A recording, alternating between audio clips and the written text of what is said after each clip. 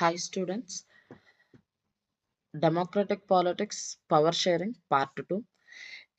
ఈ పర్టికులర్ వీడియోలో మీరు మేజర్గా 8 మార్క్స్ క్వశ్చన్ ఎక్స్ప్లెనేషన్ చూస్తారు. ఓకే, చూడండి. Why power sharing is desirable.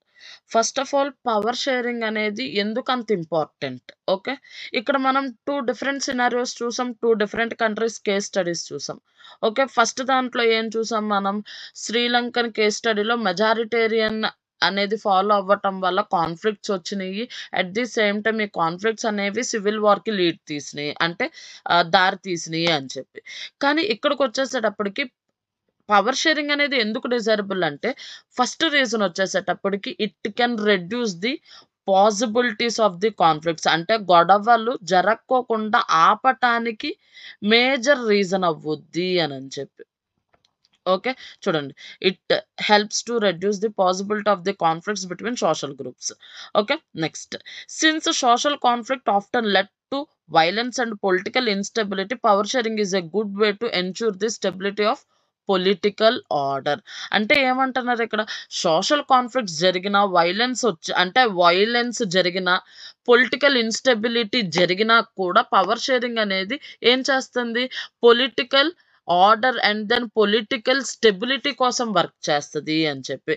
At the same time ఏం అట్రాక్ట్ చేస్తుంది అని అంటే, మెయిన్గా పీపుల్ యొక్క నీడ్స్ని, రిక్వైర్మెంట్ని, అట్ ది సేమ్ టైం కాన్ఫ్లిక్ట్స్ని రెడ్యూస్ చేయటం కోసం మనం ఎక్కువగా పవర్ షేరింగ్ని యూజ్ చేస్తాం. ఓకే, చూడండి. ఇక్కడ tyranny of the majority is not just apprehensive for the minorities. అంటే మెజారిటీ అనేవాళ్ళు అంటే మైనారిటీస్ని అణిచిపెట్టు ఉంచకూడదు, ఈక్వల్గా ట్రీట్మెంట్ ఉండాలి. ఓకే, అనేది మేజర్.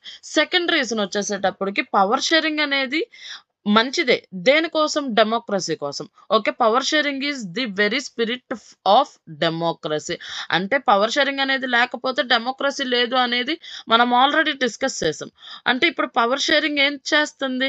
ఒక బెటర్ డెమోక్రసీని బిల్డ్ చేయడం కోసం పవర్ షేరింగ్ అనేది యూజ్ఫుల్ అవుతుంది. అంటే ఒక స్టెప్పింగ్ స్టోన్ కింద వర్క్ చేస్తున్నాం.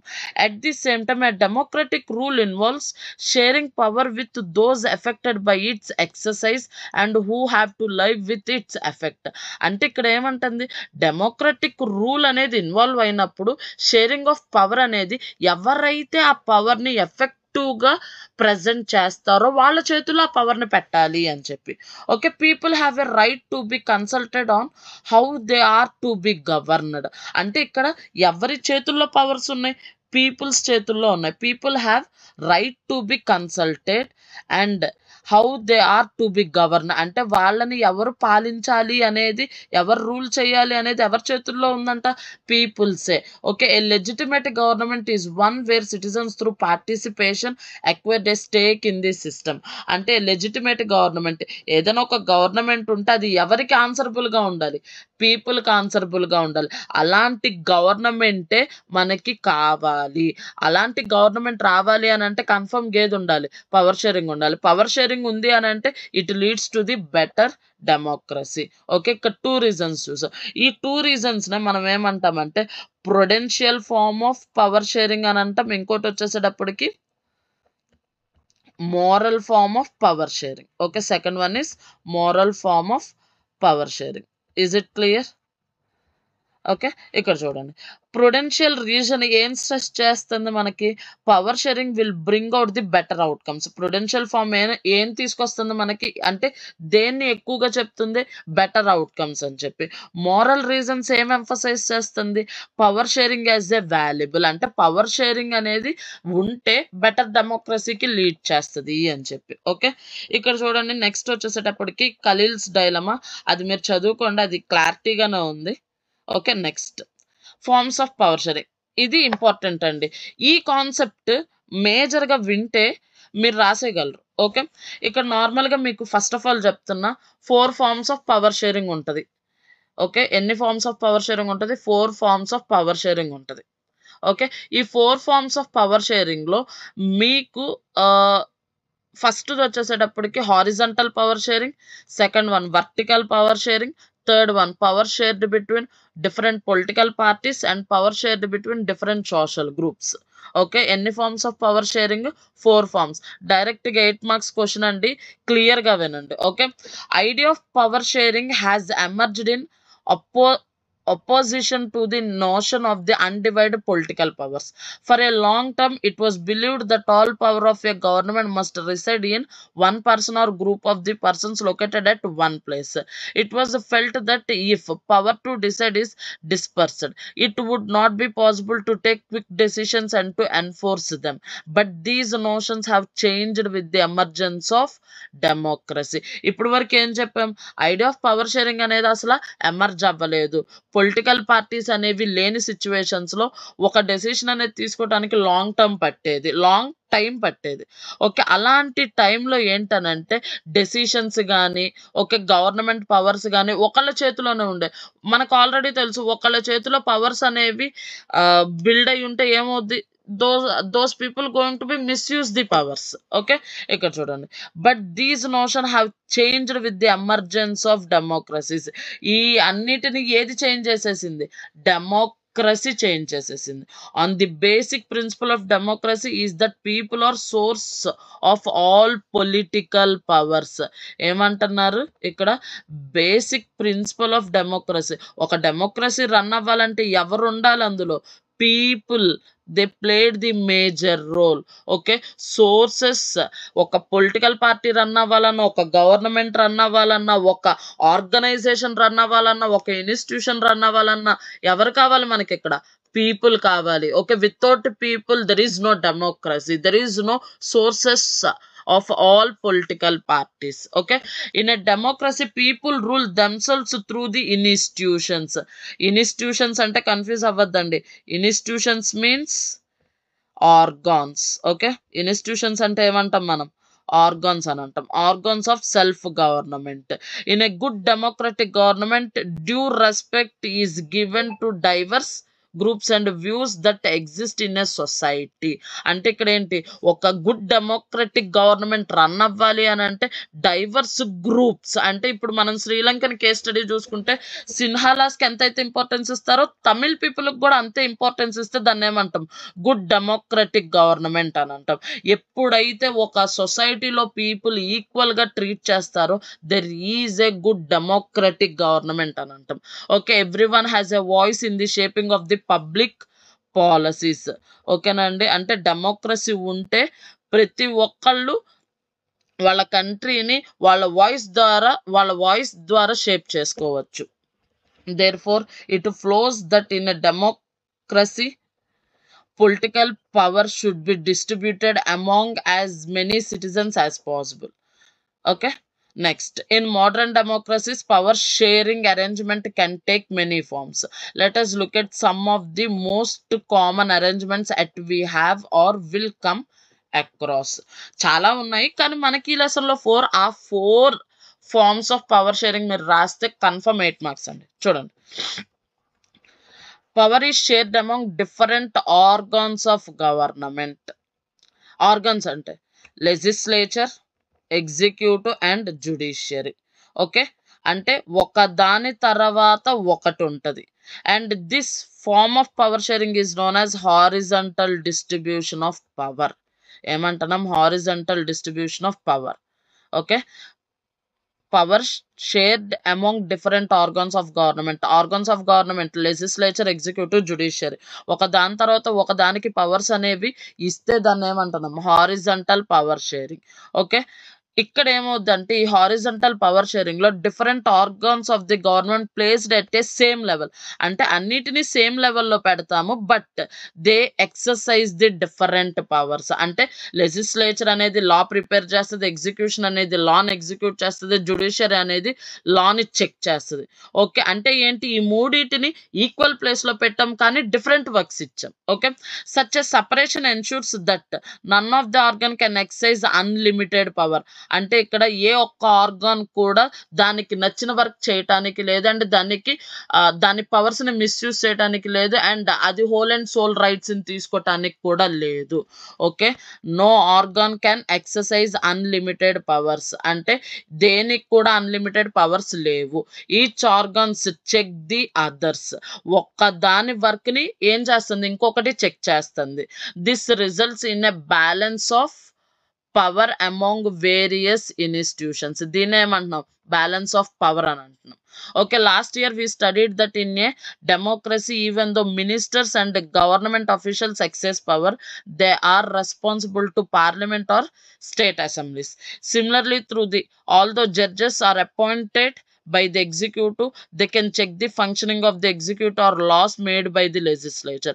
This arrangement is called the system of checks and balances. అంటే లాస్ట్ 9th క్లాస్లో మనం ఏం చూసామంటే డెమోక్రసీ అనే లెసన్ చూసాం, అండ్ గవర్నమెంట్ అఫీషియల్స్ గురించి చూసాం, అక్కడ లెజిస్లేచర్ ఎగ్జిక్యూషన్ వర్క్ గురించి కూడా చూసాం. ఓకే, లెజిస్లేచర్ని ఎగ్జిక్యూటివ్ని ఓకే చెక్ చేసేది ఏది, judiciary. Okay, when there is a checking system that we call it as that arrangement we call it as a checks and balance.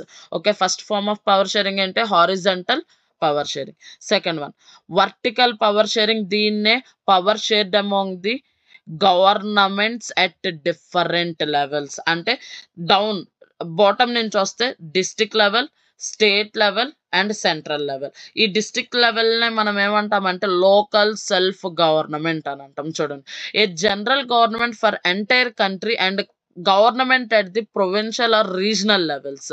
Country లెవెల్ని నేషనల్, సెంట్రల్ గవర్నమెంట్ అని అంటాం, ఆ రీజనల్ లెవెల్ని state government అని అంటాం. Okay, such a general government for the entire country is usually called as federal government. అంటే ఒక కంట్రీలో ఉండే గవర్నమెంట్ని ఫెడరల్ గవర్నమెంట్ అని అంటాం. ఆ ఫెడరల్ గవర్నమెంట్ అంటే ఏంటంటే 2 levels of government, 2 or more levels of government అని ఫెడరల్ గవర్నమెంట్ అని అంటాం.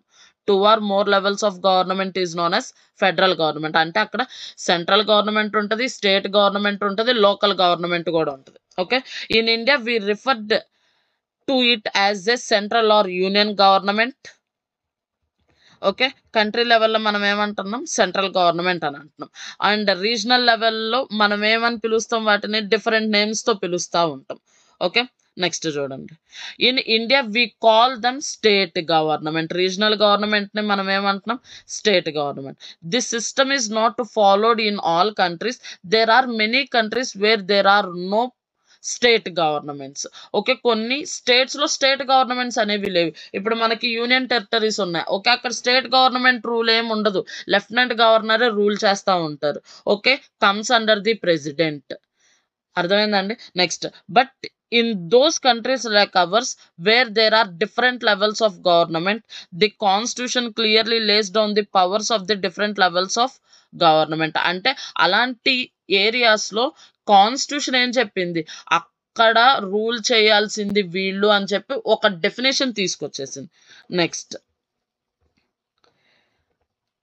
this is what they did in Belgium but was refused in Sri Lanka. అంటే ఇలాంటి ఫార్మ్ ఆఫ్ గవర్నమెంట్ ని బెల్జియం యాక్సెప్ట్ చేసింది అండ్ శ్రీలంక రిఫ్యూజ్ చేసింది. Okay, this is called federal division of powers. దీన్నే మనం ఏమంటాం, ఫెడరల్ డివిజన్ ఆఫ్ పవర్స్ అని అంటాం. ఓకే, ఇక్కడ చూడండి, the same principle can be extended to levels of government lower than the state government such as municipalities and panchayatis. ఇక్కడ మీరు ఒకటి గుర్తుంచుకోండి, మున్సిపాలిటీస్ అండ్ పంచాయతీస్ అంటే లోకల్ సెల్ఫ్ గవర్నమెంట్స్ అని అంటాము.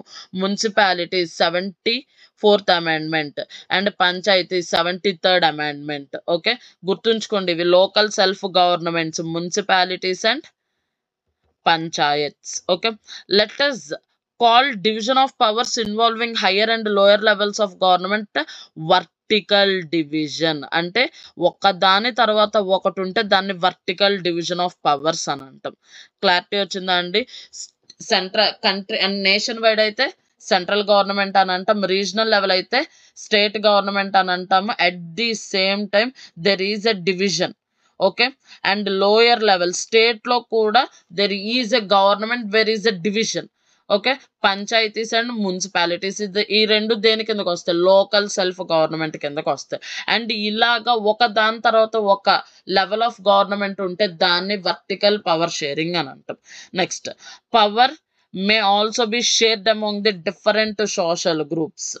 ఓకేనా? ఎవరి మధ్యలో షేర్ అవుతుంది? Different social groups such as religions and linguistic groups. అంటే లింగ్విస్టిక్ అంటే లాంగ్వేజ్ అండి. ఓకే. రిలీజియస్ మనకి తెలిసింద మతపరమైన. Next, community government in Belgium is a good example of this arrangement.